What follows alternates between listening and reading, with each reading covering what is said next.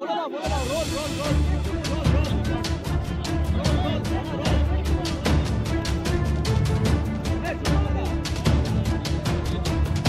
ধারাটার জন্যই আমার যাওয়া। আপনি দেখে নিন, আপনি যেটা বললেন আপনি গিয়ে দেখে এসে বলছেন।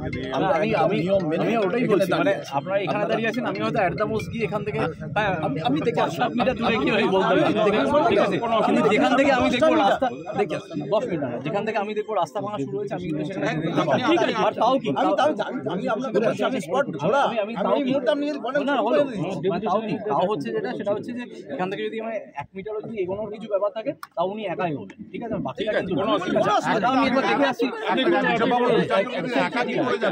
আমি আরেকটা জিনিস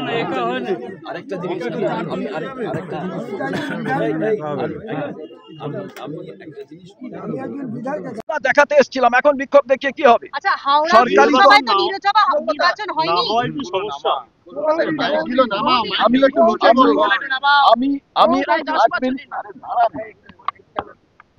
হাওড়ার যে পৌরসভা এবং বালি সেটাকে আলাদা করা হলো, তারপরে নির্বাচন হলো না।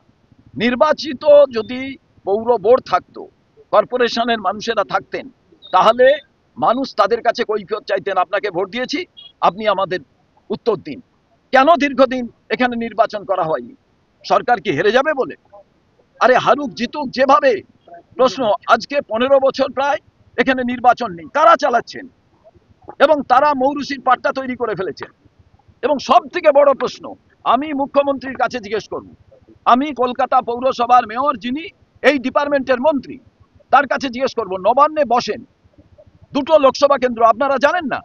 আপনাদের বিধায়ক জানে না এখানে কি ঘটছে? আজকে পুলিশ প্রশাসনের লোকদের সামনে রেখে আপনারা যে যারা দেখতে আসছেন তাদের জীবন খতরা মে হ্যায়, ওখানে যেতে দেওয়া যাবে না। এনাদের কি জীবন খতরা মে নয়?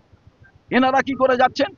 এনাদের পরিবার পরিজন নেই না? গায়ে শুধু অশোক স্তম্ভটা আছে, মরে গেলেও কোনো আপত্তি নেই, কিছু কম্পেনসেশন দিয়ে দেবো, এদের পাঠানো যায়।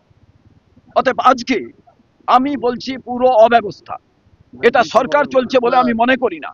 আমি মনে করি রাজ্য সরকার অন্য কারণে নয়, এই কারণে রাজ্য সরকার তার প্রশাসন থেকে সরে যাওয়া উচিত।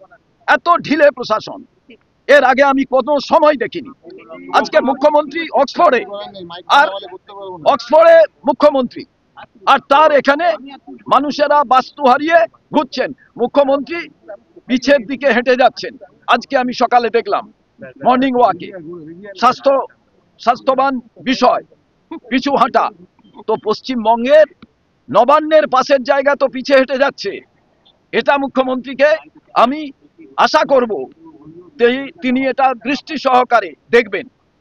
তিনি সবার দিদি, কিন্তু এটা বামফ্রন্ট সরকার করে গেছিল। ফিরহাদ হাকিম মহাশয় বলেছেন, আপনি এতদিন কি করছিলেন? আপনার ইন্টেলিজেন্স ব্রাঞ্চ পৌরসভার ডিপার্টমেন্টের